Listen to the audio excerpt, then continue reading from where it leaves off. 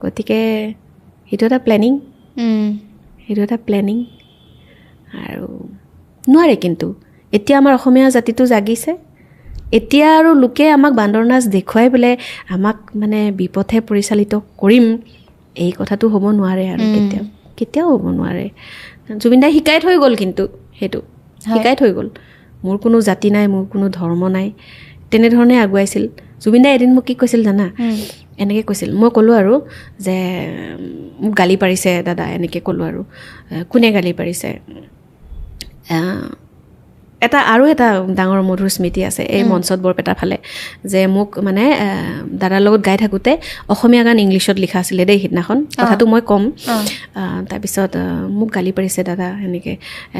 মানে অসমত থাকি অসমীয়া মানে নাজানে এনেকৈ ধৰণে মোক গালি পাৰিছে দাদা এনেকৈ তাৰপিছত কৈছে কোনে কৈছে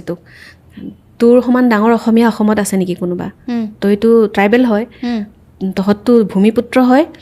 আমিহে কনুজৰ পৰা আহিছোঁ আমি বাহিৰৰ পৰা আহিছোঁ গতিকে তহঁত প্ৰথম অসমীয়া অসমৰ কোনে কৈছে তোক তেনেকৈ